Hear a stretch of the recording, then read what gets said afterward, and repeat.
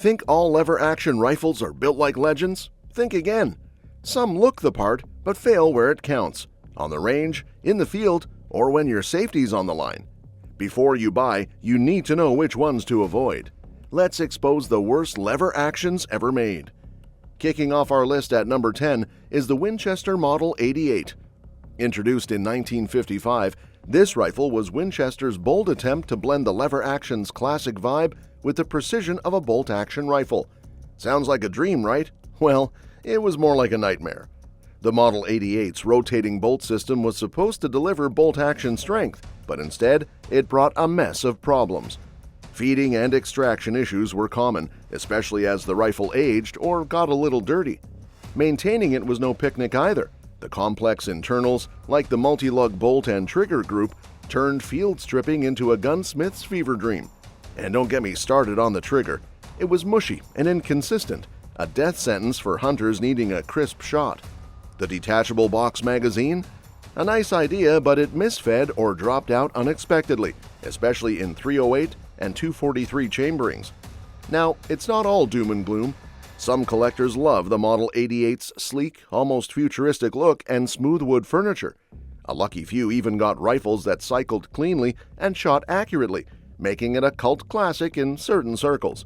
But for most shooters, this rifle's more trouble than it's worth. Unless you're a die-hard collector or love tinkering, the Winchester Model 88 is a headache you don't need. So that's our first entry, a rifle that aimed high but crashed hard. Stick around as we count down the rest of the worst lever guns you should avoid. Trust me, some of these will shock you. Moving down our list of the worst lever-action rifles, we land at number 9 with the Remington 7600. Now, technically, this is a pump-action rifle, but its hunting-orientated design and classic wood and steel look often place it alongside lever guns on store shelves. Don't let the aesthetics fool you, this rifle is a mechanical disaster. Plagued by inconsistent manufacturing, especially in later years when Remington's quality control took a nosedive, the 7600's slide action binds up under real-world conditions, particularly in cold weather or after minimal fouling. Shooters often have to slam the forend to eject spent casings, which is far from ideal.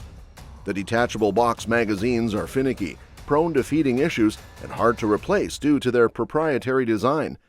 Add a creepy, unpredictable trigger that sabotages accuracy and maintenance that's a nightmare due to cramped, complex internals, and you've got a rifle that frustrates you more than it functions. It's a shame because the concept had potential, but the execution fell flat. At number 8, we have the Rossi Rio Grande, a budget-friendly lever gun pitched as an affordable alternative to heavyweights like the Marlin 336. With its traditional Western styling and side ejection for easy scope mounting, it looks like a steal on paper, but pull the lever and the illusion crumbles. Inconsistent build quality is the biggest culprit. Some rifles feel like they were assembled with sand in the action. Misfeeding, failures to eject, and locking issues are so common they're practically expected.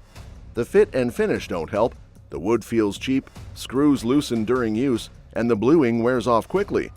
Loading rounds through the poorly machined gate is a pain. That said, some tinkerers have polished their Rio Grandes into decent shooters, but that's a lot of elbow grease for a budget buy. If you're not ready for a DIY project, this one's best left on the shelf. Number 7 is the Henry US Survival AR7, a 22 LR rifle sold as the ultimate survival tool.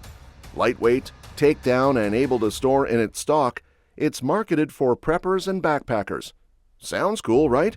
Too bad it's a jam factory. Failures to feed, eject, or even double feed are relentless, and it's picky about ammo, only liking certain high-velocity rounds. The clunky magazines and toy-like ergonomics make it feel more like a gimmick than a serious firearm.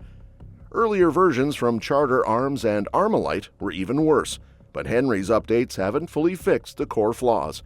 For a survival rifle, reliability is everything, and the AR7 just doesn't deliver.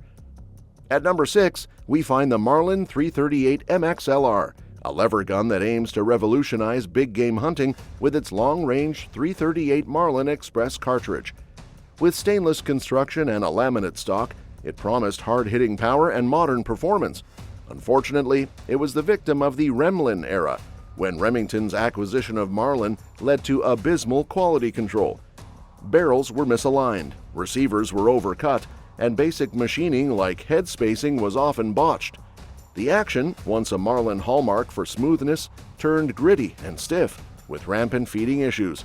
Rounds would nosedive or jam mid-cycle. Some rifles even shipped with canted sights, unusable out of the box. To top it off, the proprietary .338 Marlin Express ammo never gained traction, making it scarce and expensive. For a rifle marketed as a premium hunting platform, these flaws were unforgivable, turning a bold idea into a frustrating flop. Number 5 is the Chiappa 1886 Ridgerunner, a tactical spin on the classic Winchester 1886. With a short 18.5-inch barrel, oversized lever loop, and threaded muzzle, it looks like the perfect bush hunting or backcountry defense rifle. But looks are deceiving. The action is rough, often feeling like metal grinding on metal, and it worsens under recoil. Feeding issues are common, with rounds hanging up or double feeding, especially dangerous with the powerful 4570 cartridge. The materials are subpar, with internal parts wearing quickly, and the unloading process requires tools, a major hassle in the field.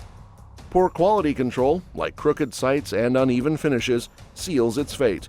It's a cool concept that fails to deliver when it counts. Number 4 on our list of the worst lever-action rifles is the modern Winchester Model 1895.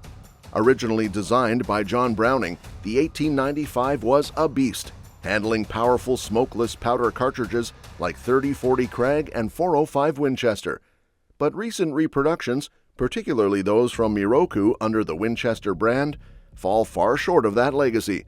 The action is stiff and jerky, especially with high-pressure calibers, making cycling a chore and disrupting follow-up shots. Misfeeds and stovepipes are common, particularly if the rifle isn't held just right. The trigger is heavy and inconsistent, undermining precision for hunters, and the lockup feels vague, eroding confidence with hard-hitting rounds. Ergonomics are outdated, with sharp recoil and poor balance, and the top ejecting design limits optics options. Priced between $1,200 and $1,500, it's an overpriced letdown that leans on nostalgia but lacks the polish and reliability of a modern lever gun.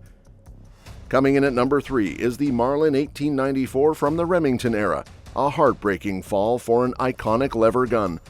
Once a favorite for its compact size and smooth cycling, the 1894 suffered after Remington's 2007 acquisition.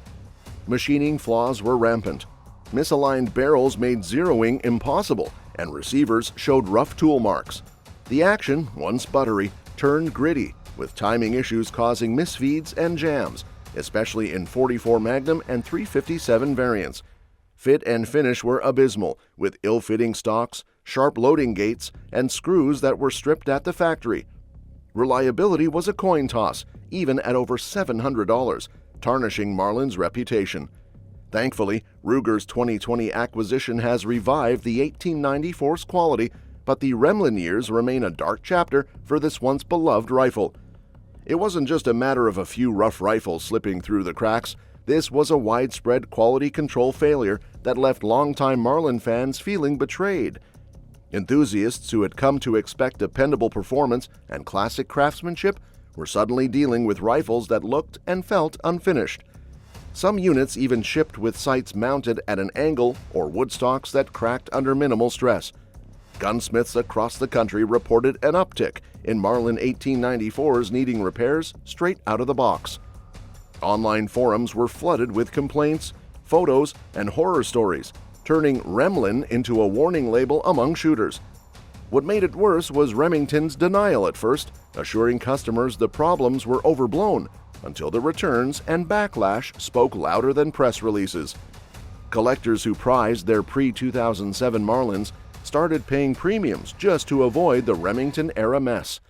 The fall of the 1894 wasn't just a technical blunder, it was a blow to trust, history, and heritage. Fortunately, Ruger stepped in and did what many feared was impossible. They brought the 1894 back to life. But for years, this rifle stood as a painful example of what happens when a legendary name falls into the wrong hands. At number 2, we have the Uberti 1873 Competition Elite. Marketed as a sleek, cowboy action-ready lever gun based on the iconic Winchester 1873, this rifle promises speed and style for competitive shooters. But beneath the polished exterior lies a litany of issues. The action, meant to be lightning fast, often binds due to inconsistent machining, especially under rapid cycling. Misfeeds are frequent, with rounds catching in the loading ramp. A nightmare in timed matches. The lightweight frame, while agile, feels flimsy, and the bluing wears off after minimal use. The trigger, advertised as crisp, is spongy and unpredictable, throwing off precision shots. Worst of all, the short stroke modification, intended for faster cycling, leads to premature wear on internal parts, with some owners reporting cracked levers after a few hundred rounds.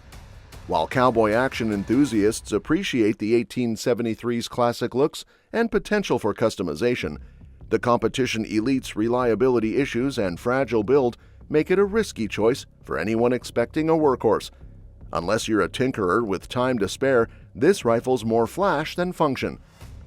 Taking the top spot as the worst lever gun to avoid is the Taurus Thunderbolt. Inspired by the Colt Lightning, this pump-action lever-action hybrid in .45 Colt aimed to blend old-school charm with modern versatility. It's a disaster in practice. The action is clunky, requiring excessive force to cycle, and jams are routine, especially with heavier loads.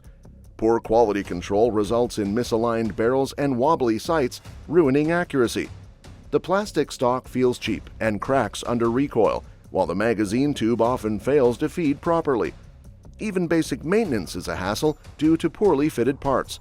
Some blinkers find it a fun range toy after extensive tuning, but for serious use, the Thunderbolt's unreliability and shoddy construction make it a regretful purchase. And there you have it, the top 10 worst lever-action rifles you should avoid.